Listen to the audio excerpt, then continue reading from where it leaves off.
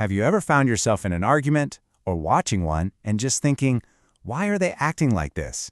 It seems completely irrational, right? Well, today we are going to crack the code on that exact behavior. We're going to explore the hidden drivers behind it and, maybe more importantly, what we can actually do about it.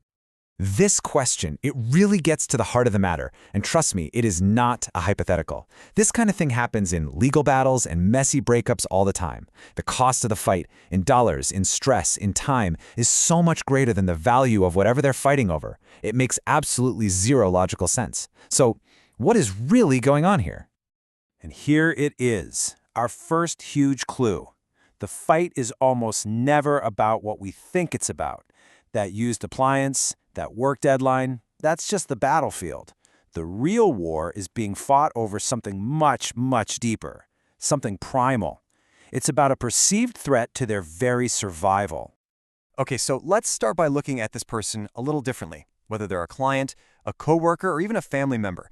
Let's try to stop seeing them as just impossible, and instead start seeing them as a puzzle that we need to understand.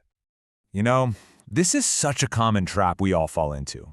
We see behavior that just doesn't compute, so we slap a label on the person. Difficult, irrational. But calling someone irrational doesn't actually get us anywhere, does it? In fact, it does the exact opposite. It shuts down our own curiosity, and, more importantly, it shuts down any chance of finding a real solution. And this is where we find the master key to unlocking the entire puzzle.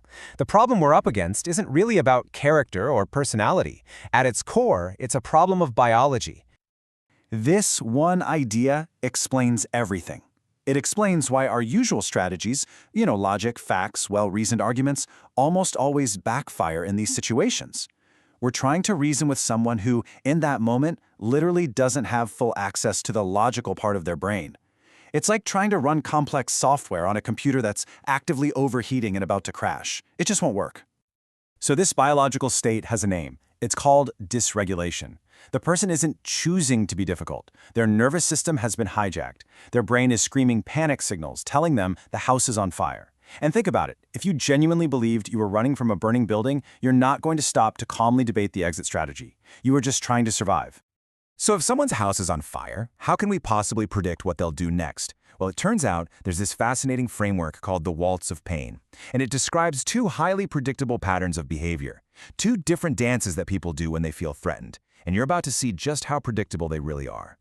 So on one side, you've got the protester. Their deepest fear is abandonment, so they make a lot of noise. They criticize, they complain, they demand, they flood your inbox. They are desperate to prove that they matter and that you can't ignore them. Then, on the other side, you've got the withdrawer. Their core fear is disappointment, so they do the exact opposite. They create silence. They shut down, they rationalize, they delay, they might even ghost you. Anything to avoid a potentially painful outcome. I bet you can already picture people in your life who fit these roles, right? Okay, so if we can spot the pattern, how in the world do we break it?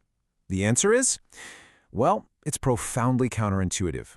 Our first instinct is to jump in and start solving the problem, right? Wrong. In these moments, that is exactly the worst thing you can do. Here's the one rule you just cannot break. You cannot solve a problem with someone who is dysregulated. It's impossible. You have to help them feel safe first. You've got to establish a connection before you can even think about bringing in logic and solutions. You have to put out the fire before you can start discussing how to remodel the kitchen. And this idea, the time machine concept, just illustrates this perfectly. A person in this state isn't actually reacting to you in the here and now. They are stuck in a time machine. They're reliving a past trauma, fighting an old battle. So trying to solve a present-day problem with someone who is mentally and biologically trapped in the past, it's a fool's errand. So here's a practical tool to help pull them out of that time machine. It's called the Stop the Tape protocol. Step 1 is to just pause the story. You have to interrupt that looping cassette tape of blame they've got playing in their head. Step 2, address their experience, not the story. Name what you see. Say something like, I can see this is incredibly stressful for you. We can't make a good decision while you're in survival mode. And step 3 is crucial. Reset to safety. Take a 5-minute break. No more talking points. Just let the nervous system calm down. Now, once you've de-escalated the immediate crisis, you need a bigger strategy, and this requires a really fundamental shift in how you see the entire conflict. We all know this one, right? This is the default setting. It's adversarial, there's a winner and a loser, and it's a zero-sum game that just keeps everyone trapped and miserable. The goal is to make this powerful shift. It's no longer you against me. It's now both of us, standing shoulder to shoulder against the destructive pattern that has us in its grip. So how do you make that shift? You do it through this amazing concept called the sovereign us. You literally create a third entity in the room, the relationship itself, the family's future, the success of the project. This us becomes a real thing, something that both of you have a shared duty to protect from the damaging cycle. And this is the idea that makes it all click. Once you can get both people to see the pattern as the true enemy, you externalize the problem. You stop fighting each other, and you can finally team up to fight the real bad guy, the loop itself. All right, now for the final piece of the puzzle. This is the tool that makes this entire framework possible, and it's probably not what you think. We're going to talk about empathy, but not as some soft, fuzzy feeling. We're talking about empathy as a hard-nosed, powerful strategy for actually architecting a resolution. This is empathy cubed, and it has 3 critical parts. First, you have to have empathy for yourself. You've got to acknowledge how difficult and stressful this whole thing is for you. Second, you need empathy for the other person, recognizing their behavior as a symptom of their fear, not a sign of malice. And third, and this is the most important one, empathy for the us. That shared thing, that sovereign us, that you are both trying to protect. This keeps everyone focused on the real prize. So how does this look in the real world? It means you stop asking for apologies or promises. Because let's be honest, in high-conflict situations, they're often meaningless. Instead, you build agreements based on proof of work. You design structures that require verifiable actions. Trust isn't demanded, it's built, one concrete step at a time, through behavior, not words.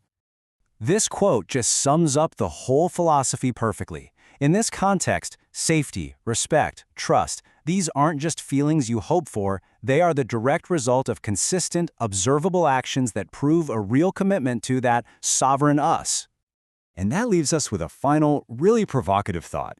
If all these impossible, irrational behaviors are actually just a biological panic response, that house is on fire alarm blaring in the brain, then maybe our traditional tools of logic and debate were never going to work in the first place. Maybe the only thing that can actually put out that fire is a strategic, structured approach to making everyone feel safe. And that, well, that might just change everything.